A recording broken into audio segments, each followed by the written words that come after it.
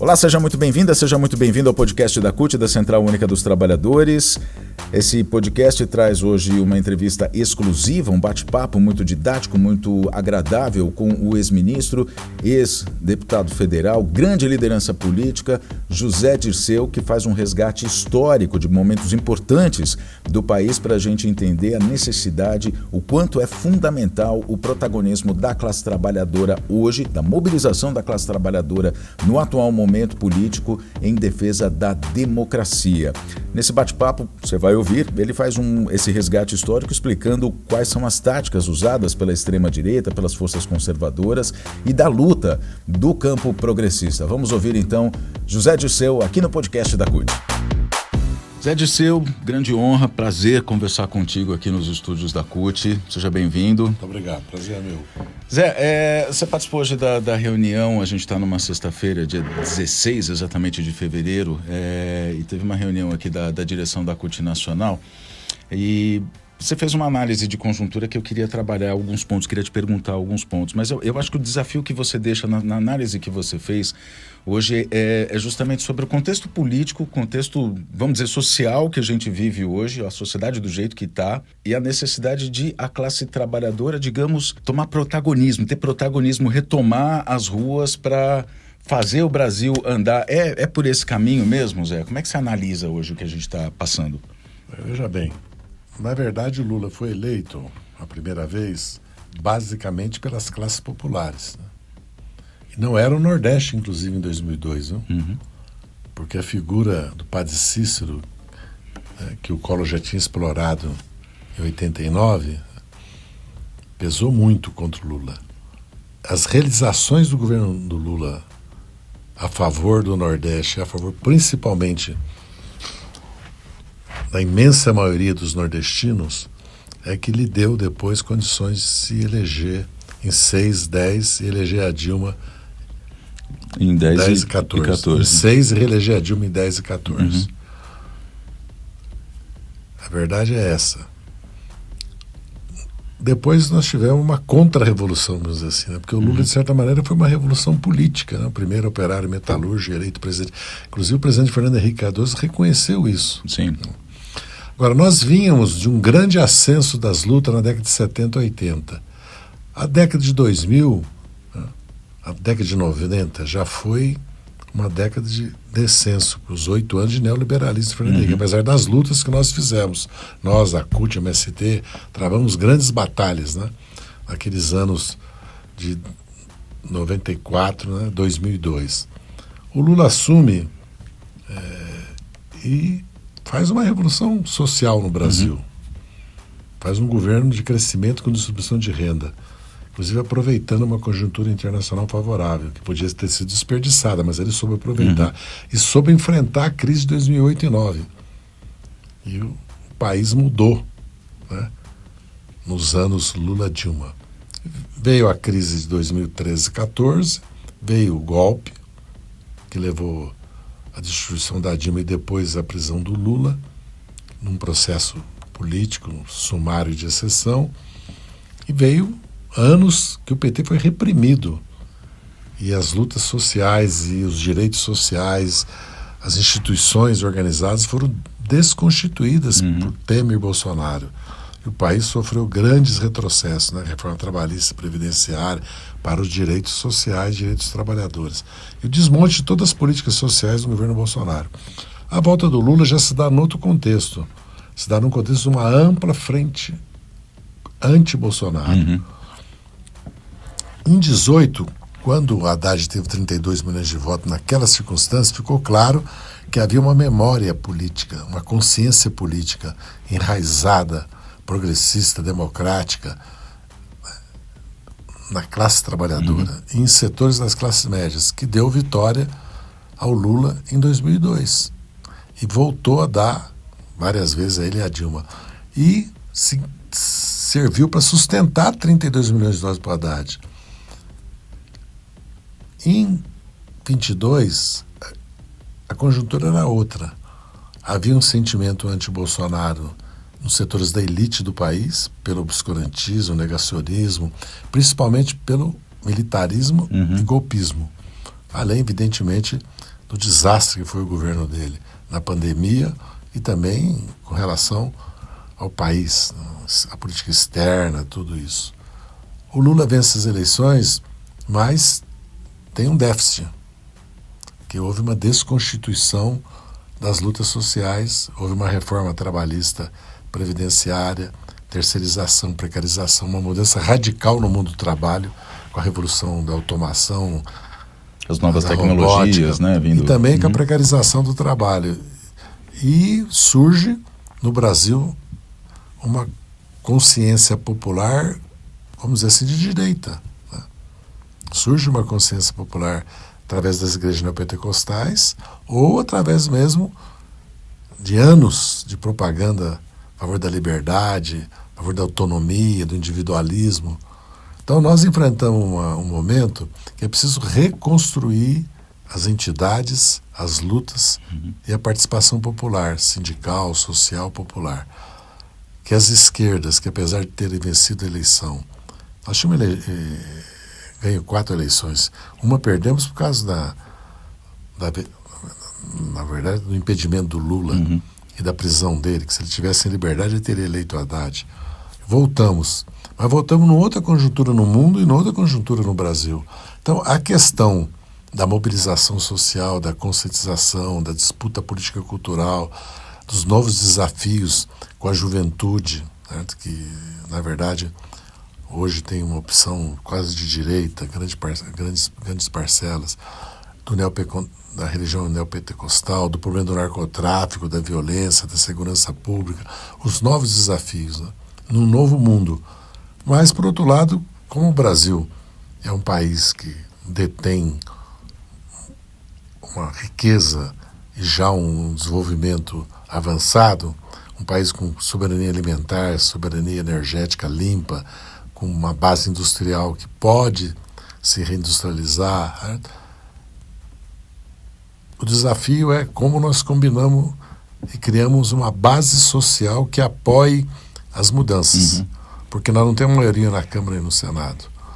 E há ainda muita resistência no país a uma política de desenvolvimento independente, autônoma, que significa uma política financeira, também monetária, fiscal, independente e autônoma, como é o caso das reformas tributárias que nós estamos apresentando, já fizemos parte. E é o caso da redução dos juros, e é o caso da recapacitação do Brasil industrial, e de aproveitar a transição energética, a transição ambiental, para o país se transformar num país autônomo e ter uma presença na América do Sul, integrando a América do Sul e no mundo. Isso significa também que o país tem que ter uma capacidade defensiva, militar, que nós estamos vivendo num mundo de guerras e de disputa, que os americanos não aceitam a realidade objetiva que a China é uma potência, que a Índia será uma potência, que a Rússia é uma potência, que a Turquia e o Irã são potências médias, que a Nigéria, o Brasil, a Indonésia se transformarão em potências médicas. Os Estados Unidos e a Europa em plena decadência, resistem a essa nova realidade mundial. Então os desafios nossos são de criar um potente movimento político-social que sustente as mudanças, porque as mudanças vão encontrar contradições. Os setores empresariais, os setores da elite vão aceitar as mudanças enquanto elas são beneficiadas, mas elas têm um temor quase referencial a qualquer política que contraria os interesses norte-americanos. E no mundo hoje não há como nenhum país conseguir sua autonomia, sua independência, seu desenvolvimento, se não contrariar o interesse dos Estados Unidos. Isso não significa ser contra os Estados Unidos, significa ser a favor do Brasil. Então, acho que o desafio é esse.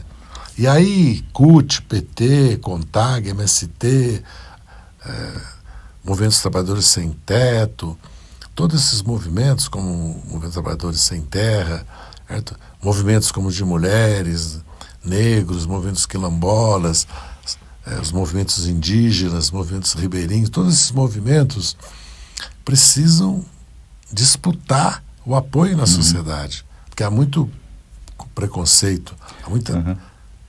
Mas, por outro lado, a agenda das elites inclui o meio ambiente, a democracia, a igualdade racial, de gênero, a anti-homofobia. Então também tem um espaço aí democrático, vamos dizer assim, para alianças. E tem um espaço para alianças contra o autoritarismo. Como o Bolsonaro e o bolsonarismo e o conservadorismo é uma força muito presente no Brasil e a extrema-direita, é possível arregimentar forças para além das forças populares ou de esquerda para certas tarefas políticas. O problema é identificá-las corretamente e buscar instrumentos de mobilização que nós tivemos no passado e que hoje não temos. A gente está falando então em achar pontos de consenso em quem é contra o autoritarismo, no nosso caso, e aí a gente cita já o que você mesmo disse, que a eleição do Lula em 2022 é um governo de aliança, na verdade, contra o autoritarismo, e você tem pessoas de direita, enfim, você tem forças de direita, forças de esquerda nesse governo. A gente tem que achar, então, convergências nisso para poder achar realmente o ponto comum para poder mobilizar a população contra esse autoritarismo que ainda é latente. É isso, Zé, ou não? Exatamente, mas eu diferenciaria as forças que apoiam o Lula. Há forças que apoiam o Lula porque são contra o autoritarismo. Há forças que apoiam o Lula porque para crescer e sobreviver precisa do governo. São diferentes. Preciso das emendas, preciso do apoio do governo para crescer, se desenvolver e para disputar espaços em 24 e depois em 26.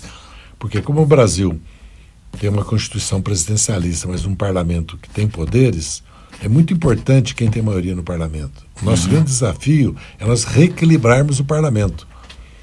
E reequilibrarmos de novo, porque a direita, o bolsonarista, tem força popular, tem força de mobilização. Nós temos que voltar a ter. Esse é um pouco, vamos dizer assim, se você pensar no jogo de xadrez, o jogo do xadrez que nós temos que fazer nos próximos anos. Nós temos que compreender que no antibolsonarismo há forças que são contra por causa do autoritarismo e dos seus interesses, e há outras que são contra porque não podem ficar longe do governo. Depende do governo. São partidos que dependem das verbas orçamentárias via emendas parlamentares. E depende, vamos dizer assim, de um certo patrimonialismo moderno, entendeu? Para dar uma expressão sociológica. Que, no fundo, é o PP, o PL, o PR, de certa forma a União Brasil, de certa forma o PSD. Menos o MDB, que é um partido histórico, que tem raízes políticas, tudo. E o PSD também menos. Por isso que eles têm mais proximidade, inclusive, com o PT agora, no caso, por exemplo, da eleição da presidência da Câmara, que ainda é um fator que tem um ano pela frente ainda, da Câmara e do Senado. Por isso que começam a surgir teses de semipresidencialismo, começam a surgir teses de parlamentarismo. Por quê? Porque a presidência da República, o governo do Estado e a prefeitura tem sido alcançada por forças populares de esquerda, antissistema, anti-elite. Já a maioria nas câmaras, nas assembleias, na Câmara e no Senado, são mais difíceis, porque o sistema brasileiro é um sistema, primeiro, que não é proporcional, no caso da Câmara, né? Da Câmara. Segundo, que o Senado tem poderes extraordinários, né? Porque foi constituído assim desde o seu nascimento. Terceiro, porque o sistema político é uninominal, não é em lista nem um voto distrital misto, por exemplo. E nem é proporcional, porque se é um mínimo de 8 mais 70, porque não é proporcional. Se fosse proporcional, 12 estados teriam 1 ou 2 deputados. São Paulo, para começar, teria 120, 125. Que assim é em todo o mundo. Todos os países do mundo onde tem um sistema proporcional, a representação na Câmara é igual à população e ao eleitorado, não tem nada a ver com o mínimo e com o máximo. No Brasil, a ditadura criou isso, porque ela queria, ao criar Tocantins, Mato Grosso do Sul, e dar status de Estado ao Acre, Rondônia e o Amapá, né? E o Amapá, certo? Eles criaram 5 estados. 5 vezes 8, 40 deputados. 5 vezes 3, 15 senadores. Foi muito importante isso para a ditadura sobreviver. Certo. Mas isso já é história, né? Eu queria voltar só um pouco naquele jogo de xadrez que você citou agora e colocar ali uma pecinha que talvez sejam talvez não, que são as redes sociais, né? Se a gente pegar, por exemplo, a eleição de 2018, e eu não lembro os números exatos, mas se você fosse somar os votos que teve Haddad, o número de pessoas que anularam ou não votaram e os números que Bolsonaro teve, a grande maioria dos brasileiros não votaram no autoritarismo, não votaram em Bolsonaro. Né? Isso assim, a grosso modo, né? Talvez não funcione assim o conceito, mas, enfim, milhões de brasileiros, um número maior do que aqueles que votaram em Bolsonaro, não votaram em Bolsonaro. Só que, ao mesmo tempo, ao longo desses anos, mesmo com pandemia, com negacionismo, com todo esse terror que a gente viveu durante o governo Bolsonaro, a gente percebe que diminuiu, tudo bem, o contingente dessas pessoas que apoiam, mas ele tem aquela base que gira em torno de 25%. É mais. Mais, né? Mais, tem. Bolsonarismo, conservadorismo neopentecostal, político, familiar, religioso que tem no Brasil, tem 30%, 35%. Uhum. Sempre teve. Historicamente falando. Vamos lembrar que o Jânio foi eleito presidente e o Collor foi eleito presidente, com agendas de direita, populistas, inclusive, no caso do Jânio. E que o Fernando Henrique foi eleito com aliança com o PFL, que era um partido que era uma costela, né, do partido da ditadura, que rompeu por causa do colégio eleitoral. Né? Da Arena já era PDS. PDS, né? Isso. Uhum. Já era PDS. Isso então é um fato histórico. Isso é verdade. Agora, por outro lado também, há uma força política, uma memória, um veio, um fio da história muito forte, que é os 32 milhões do Haddad. Uhum. E depois a vitória do Lula em 2002. O que mostra, por outro lado, que nós estamos força também. Sim. A diferença é que, por causa das redes, que a direita descobriu muito antes que nós, por causa da questão religiosa, por causa da questão da família, tradição, propriedade, né, do conservadorismo, do cidadão de do bem, reacionarismo, a base social do bolsonarismo, por ser uma base também muito de classe média, também se mobiliza. Como as igrejas têm uma implantação de milhares de igrejas em todo o país, é como se nós tivéssemos milhares de sindicatos e milhares de sedes de partido ou milhares de centros de mulher, de negro, culturais, de juventude, com capacidade de mobilização, que nós já tivemos na década de 70, 80 e 90. Só que isso, nós passamos 7 anos de repressão. Nós passamos 2013, 18, 19 sobre repressão. Tudo isso teve um custo para nós. Então, as redes são um instrumento e um meio de luta extraordinário e fundamental, que a direita se empoderou muito antes que nós. Então é um desafio para nós. E aí Tanto é que o Bolsonaro agora, por exemplo, nesses momentos, ele está perdendo nas redes. Então já há uma participação nossa mais efetiva nas redes. Porque se você analisar as redes, e tem empresas que o fazem, você vai ver que depois desses últimos acontecimentos, né, da gravação do 5 de setembro e das medidas do 8 de janeiro, as consequências agora todo o complô militar, civil, político, empresarial que apareceu, ele está perdendo nas redes. Ele está tentando agora uma saída de mobilização. Vai fazer um ato na Paulista, dia 25, que apresenta um desafio para nós, porque esse é um ano de eleição. Nós temos que combinar as duas coisas.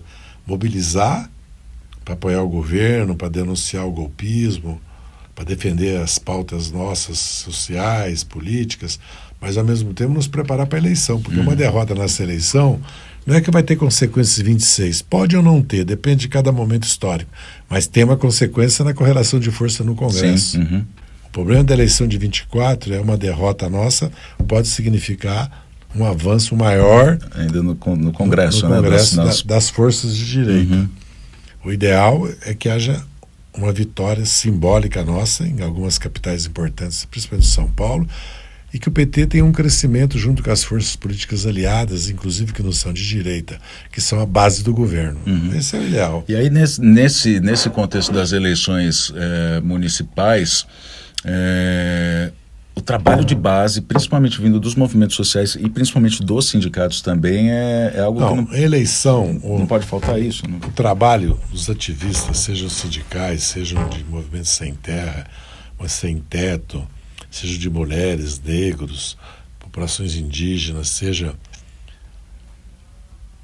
em geral dos movimentos populares, associações de bairro, tudo é fundamental. Porque existe uma militância afiliada aos partidos, no PT principalmente, de milhões, existe apoiadores militantes que não são filiados também no PT de milhões.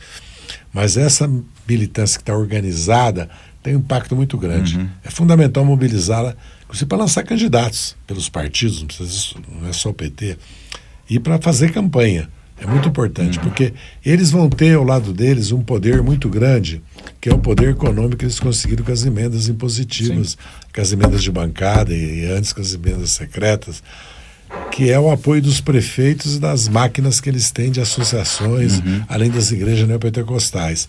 Então nós estamos enfrentando um adversário, mas acho que nós podemos ter um resultado equilibrado que nos garanta condições para governar 2025 e 2026 e reeleger o Lula, que é a meta nossa. E aí eu volto naquela conversa que a gente estava tendo sobre as redes sociais, porque assim, a gente ganhou, a gente teve poder de mobilização, a gente conquistou o poder de mobilização, desenvolveu o poder de mobilização na base do diálogo, da argumentação, vou dizer, da honestidade na hora de conversar com as pessoas, que é tudo isso, é tudo aquilo que eles não fazem.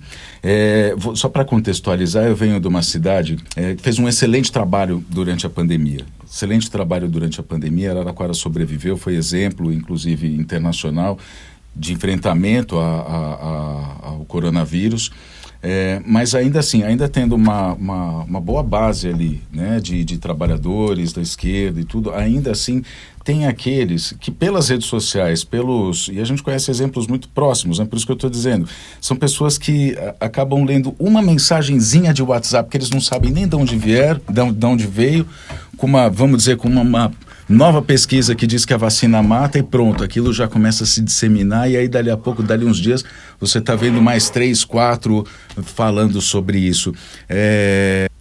O que eu estou querendo dizer é que assim, a gente precisa não usar obviamente os mesmos meios, mas ganhar as redes sociais é um ponto importante. Zé, como é que a gente... Eu concordo com você, mas tem que levar em conta, eles têm poder econômico que nós não temos. Não vamos... mistificar as redes sociais. Ela é uma técnica. Nós podemos contratar. Tem empresas que fazem isso. Né? E o conteúdo nós pomos. Como eles põem o conteúdo de direita deles. O problema é que eles têm muito recurso. São empresários, grandes empresários que organizam 20 empresários, põem 200 embaixo, põem 2.000 embaixo e fazem 20 mil, que se atingir 100 pessoas... Já é um lucro, né? Não, estou te falando. Né? Já são 20 milhões. Eu acho que há um pouco de ingenuidade nossa achar que é só porque eles se empoderaram antes, que também é verdade, só porque eles têm uma técnica, também é verdade, só que eles têm um conteúdo muito simplificado e cai também num período histórico, num momento da civilização que isso é propício, né? Porque há um choque de civilização no mundo. As mudanças do século XXI são tão violentas como foram na década de 60 do século passado, que uma parcela da sociedade resiste a elas. E sempre é questão religiosa também. Porque milhões de pessoas se aferram a um mundo que está mudando. Não aceitam as mudanças. Acham que a Terra é plana. Acham que vacina mata, em vez de salvar, de entendeu? Proteger. Né? E voltam também à tradição família, propriedade, entendeu? Deus, família e propriedade. Agora é assim, cada vez mais forte o discurso Deus, família, propriedade e arma dentro de casa para se proteger. Tudo isso já aconteceu na década de 60, já aconteceu na década de 30 no Brasil. Embates de uma mudança e um mundo que está nascendo e um mundo que resiste a morrer, que é natural. Isso acontece no mundo todo também pelo desmonte do estado de bem-estar social nos países desenvolvidos, pelo aumento da concentração de renda e pobreza e pela crise que se produziu, que resultou com o problema da imigração, com o problema do nacionalismo, resultou no surgimento da extrema-direita no mundo todo, como foi na década de 20 e 30. Então nós temos que compreender isso também. Certo. E para chegar nisso, para a gente, enfim, concluir esse nosso bate-papo, está muito bom, mas enfim, nosso tempo é curto. Como é que você vê o Brasil daqui para frente? O que é preciso para a gente chegar nesse ponto de, vou aqui usar um termo exagerado, para a gente tomar o país de fato? Não, veja bem, O Brasil é uma das maiores potências do mundo, é um país que tem condições de se desenvolver, mas ele precisa ter autonomia e independência na sua política econômica, nas suas decisões econômicas, que é muito complexo, porque dentro do país existem setores industriais e financeiros que se opõem a isso. Se opõem à industrialização, se opõem a uma política de redução de juros, se opõem a uma reforma tributária progressista, porque afere seus interesses. A luta pela renda nacional é um conflito. A luta pela questão tributária é um conflito, do juro é um conflito.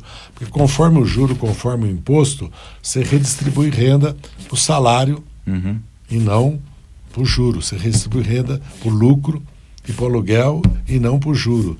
Hoje, quem é privilegiado pelo tipo de desenvolvimento que nós temos são os juros, é o capital financeiro e os rentistas. É 1% da população, 10% da população.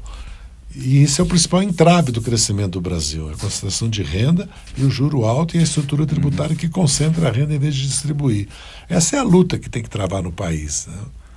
É possível travar essa luta, é possível vencê-la. Nós já mostramos isso porque nós fizemos muitos avanços, inclusive agora, com uma correlação de força pior que a de 2002 até 2014. Já teve bastante avanço, né? Nós fizemos uma melhor agora. Então essa é a luta que nós temos que travar.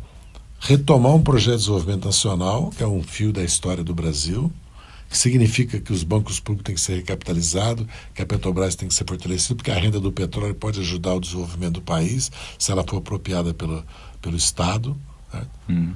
Forçar uma distribuição de renda através de uma reforma tributária progressiva, forçar uma diminuição da apropriação da renda pelo capital financeiro, pela redução do juro, porque a dívida pública é um instrumento grande de concentração de renda, porque todo ano são 500, 700 bilhões que vão para 1% da população, entendeu?